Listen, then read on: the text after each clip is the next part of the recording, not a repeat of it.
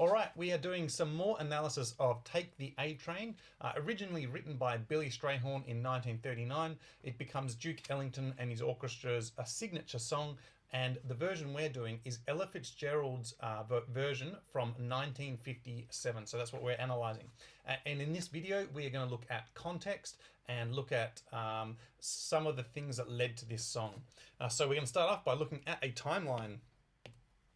So we can see here with the eras of jazz, they're quite close together, 10-15 years apart, but they're very, very clearly defined, amazingly so in fact. And the reason for that is that they really tie in to some political, social things that are happening at the time. For example, big band swing is a product of the Great Depression and also a product of being no amplification, no electricity. So they had to put lots of instruments in to make sure you could hear the band. They made a big band so you could hear it in the dance halls. Bebop happens after World War II. The bands get really small, people get drafted, and a new type of sort of aggressive, angrier music comes out. Is it related to racism and stuff like that as well? So that comes out after, or towards the end of World War II. And then after World War II, we get Cool School because everyone's trying to say, hey, calm down. We don't want this aggressive jazz anymore. Can you play us something really nice and peaceful and smooth? Hey, if you don't mind, don't press the big nuclear button. You know, we'll play you some calm music. Just calm down, everybody. Be cool was one of the sayings. So the eras are really tightly intertwined. And if you look at the artists here, you get an interesting picture too, because you get Duke Ellington, who really kicks off the big band swing era with Count Basie and Glenn Miller, or probably Count Basie and Duke Ellington really kick it off. And then you get, I don't fully understand it, but a royalties pay dispute problem between like a collecting society and all the musicians and something to do with radio. And essentially to get around it, so that Duke Ellington can make some money, he gets Billy Strayhorn to write and compose and arrange for the band. And somehow that gets around the pay dispute. And so Billy Strayhorn in 1939, after Duke Ellington is well established, writes the A Train, and it becomes a nice collaboration between those two. They continue that on for quite a few years, maybe until they die, actually. I think that happens all the way through. So that's where the song comes about from. So the Take the A Train is actually kind of towards the end of the big band swing era, as we would call it. And the actual composition and the lyrics and the title are very direct. There's no hidden meaning. It's talking about the A Train, the A Train. If you go down to the train station and take the A Train, it will take you to where you want to go. He's literally giving directions to someone on where to go. There's no special hidden meaning there. You could probably tie some hidden meanings into the Sugar Hill component. Sugar Hill was known as an elite part of Harlem.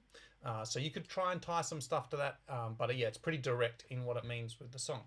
So directly after that, you then into Bebop era get Dizzy Gillespie and Charlie Parker starting Bebop, which is that 5-piece sort of band. It's that classic small jazz combo. What are we getting?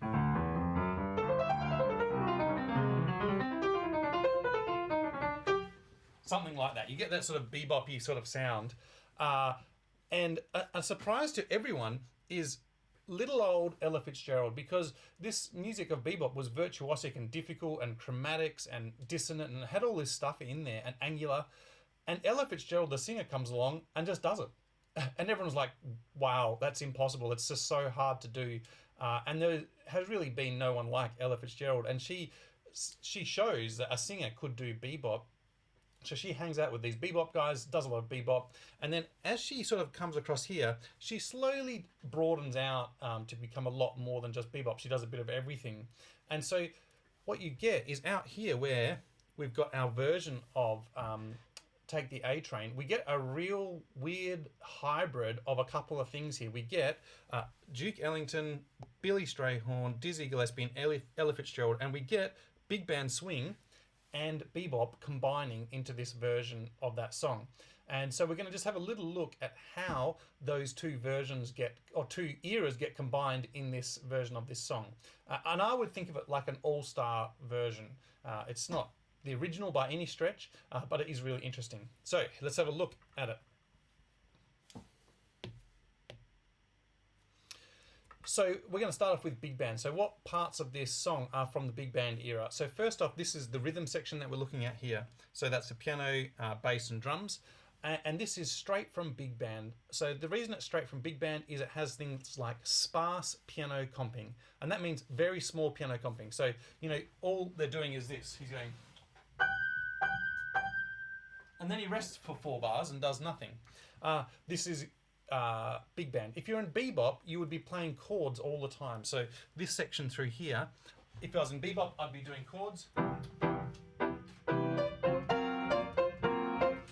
Really accompanying a lot more heavily. The bass line has a really solid walking feel to it. So that's again from big band. And the big band here, rhythm section, has no feel. So it has a swing pattern like ting, ting, ting, ting, ting, ting, ting. But at no point does he try and accompany the solos. He doesn't do anywhere. He just, the whole time he does ding, ding, ding, ding, ding, ding, which is straight out of big band swing era. So that's directly out of big band swing era.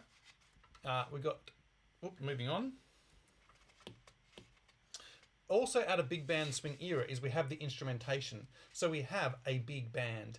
Now that's quite an important part in jazz because bebop only has 5 instruments or 6 instruments. So the fact that there's a big band means it's from the big band era. And these are not necessarily all the classic big band instruments. There's a couple of things missing in there. The other thing that we have here is this tempo. So bebop is quite fast, probably faster, maybe more up like the 220 and higher. Where this is a medium swing, it's ideal for trying to do swing dancing too. So that all comes from the big band era. And also from the big band era is we have an intro. So in bebop, you don't tend to have intros. You just play the melody and then you play solos and then you play the melody again. Whereas we have this actual coming up here over that way, we actually have that train whistle sound. We have this little intro here. So those things are all from big band. So then let's have a look at what's from bebop. So first off is the actual arrangement of the tune. So I said there's an intro which makes it kind of big bandy, but in big band it's very highly arranged. So you would have an intro, then you would have a melody, then you might have a tutti section or a solo, soli section where the saxophones play a melody. Then you might have a shout chorus. You would have all these different sections, and in bebop you just get this arrangement where you do the head, which is the melody. And then you get solo, solo, solo, solo, solo, solo, solo. Everyone does a solo. And then you finish off playing the head. And if you have a look through this chart, that's kind of what we get. There's the head there. Then we get, I don't know, 5 or 6 solos. And then we get the head there. So the arrangement of this piece is directly from bebop. We also get the backing harmonies and backing lines that happen while Ella's singing the melody. And what we get is we get really bebop lines. So in big band, you'd get call and response. You'd get some certain things happening between the different sections and that. Whereas in this accompaniment, the trumpets and the saxophones and the trombones all play identical unison line, and the line is really complicated and has some really specific things that are from bebop. And I'll go through that in a different video because it's quite interesting, sort of. And that again is straight from bebop. Another thing you get in this that's bebop is you get solos. So not only do you get a solo from Ella, which is a very a bebop solo, some things in there make it bebop, but you then get another solo over here, and you get another solo over here. You get lots of solos if you'd like them, and also the people doing it. So Ella Fitzgerald's doing a solo. She's from the bebop era. Then you get Dizzy Gillespie doing a solo. He's from the bebop era.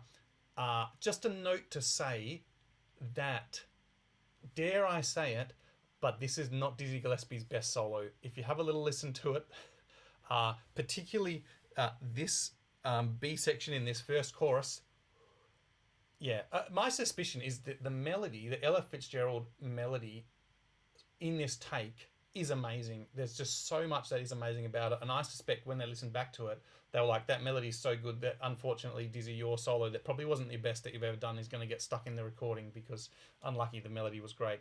Anyway, so there's bebop things happening in the solos, and the people doing them are also bebop people. All right, and lastly, we have the melody. So this is the first time Ella sings a melody up here. This is first. And down here is much later the second time. And a classic bebop thing here is to really, really vary the melody. And I'm not sure if you can work that out. Maybe pause the video and have a look at that. But the melody is so different. Like this here, that's not even the same notes. It's roughly the same rhythm, but it's it's the same lyrics. I mean, that's about the only thing that's staying the same there. The rest of it's totally different. Like, you know, like this note, which is a key note of Take the A Train, that's a totally different note down here. Different interval.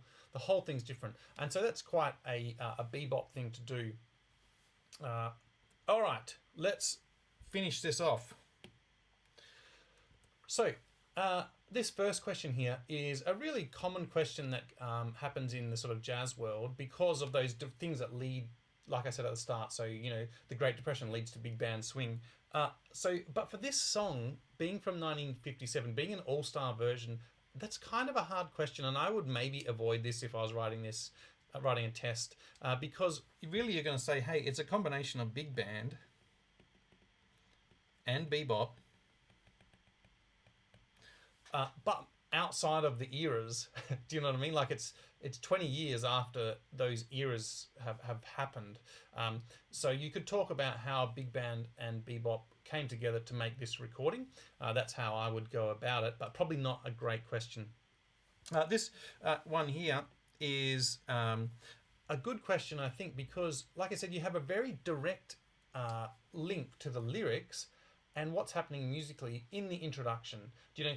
There's no hidden meaning. It's about taking a train to Harlem, and there's no hidden meaning in the music. The music directly tries to do a train whistle. So I actually think that's a nice match. And so then I would be talking about how the big band and the trumpets and the clarinet are trying to do a train whistle.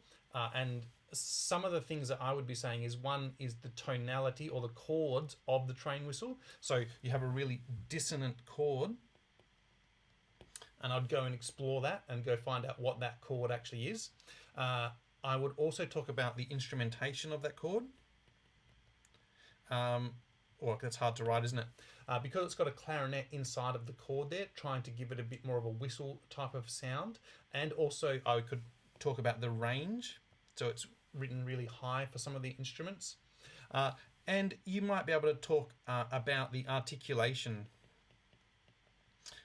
For example, on that train whistle, they're all bending their notes. They're not playing clean notes to make it sound a bit more like a whistle. You could talk about the rhythm too. It's not really played in time. Again, that's another thing in there. So that's how I would be trying to answer that question. All right, I hope that's given you some context, and I will see you soon.